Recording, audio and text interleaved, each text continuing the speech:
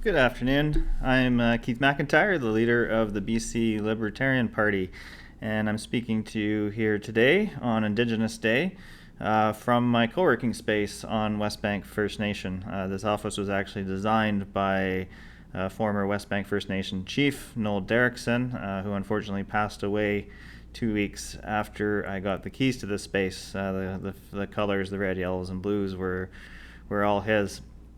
I actually just learned from one of our Indigenous entrepreneurs the reason why June 21st was chosen is because it is the summer solstice and it is a very, very sacred day for First Nations. There's a lot of sun dances going on in secret locations around the country, something I learned today. It's a very different Indigenous Day than it was 2 years ago. I was the flag bearer at the Shatford Centre in Penticton, and it was a really large event, a lot of fun, lots of good food, good music. I ended up being a flag bearer, which was really interesting. When I picked up the BC flag, it was actually upside down, so being the problem solver that I am, I decided, well, I'll fix it. So I fixed the flag and turned it right side up, and one of the organizers said, no, we did that on purpose, and it's a sign of broken promises and colonialism and it's a small protest. And I said, well, then I will turn it back because this is your day. I'm the flag bearer, and it's not up to me to decide how you want to run your event. So as I was trying to turn it back upside down, I got yelled at quite severely by a non-Indigenous person in the crowd, and we decided that that day wasn't the day that we're going to cause conflict, and so we just left the flag as it was. But it was an interesting learning experience, and for me, like I said, it was their day, and that was what was interesting to me.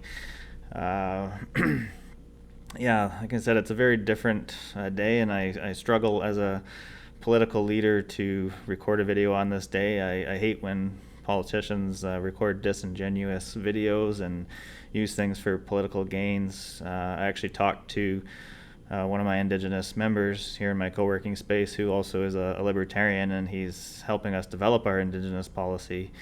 Um, other political parties, they decide what the Indigenous policy should be. We are different, and we're actually working directly with with the First Nations on this. But he said, yeah, it's an important thing to do and to talk about.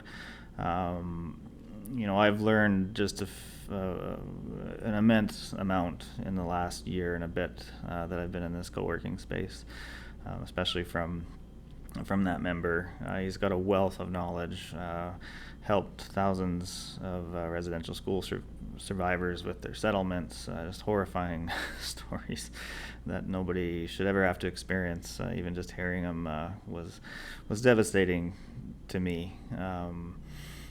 And I heard in Penticton this morning in the early morning hours, the 110-year-old Catholic Church was burnt down to the ground.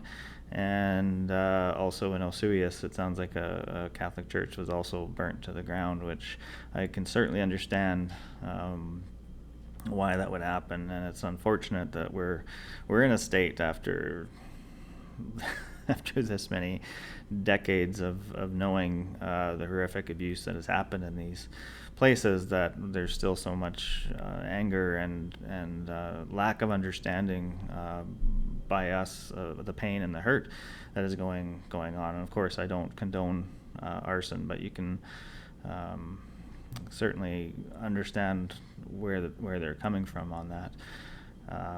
Myself, I've learned over the last little while that I have a little bit of Métis heritage. My grandparents' siblings have Métis status, and through the member here, I've learned some history about why my ancestors would have moved from Manitoba to Alberta, and it's quite horrifying stories of culture being taken advantage of and their land essentially taken away from them and moving to an unknown province, only to find that the land they were promised wasn't there either. It's for me, it's all about learning and listening and understanding. And being here on West Bank First Nation and the Silks people, I've met the chief here, a really fantastic person. This is a really, really amazing, progressive, exciting First Nation here. It's probably, I would assume, the most integrated First Nation with the city. West Kelowna and West Bank are intertwined all over the place. Anyways, I just wanted to acknowledge that it is Indigenous Day, a very important day, and we should all be taking some time to think and to ponder, and most importantly, learn.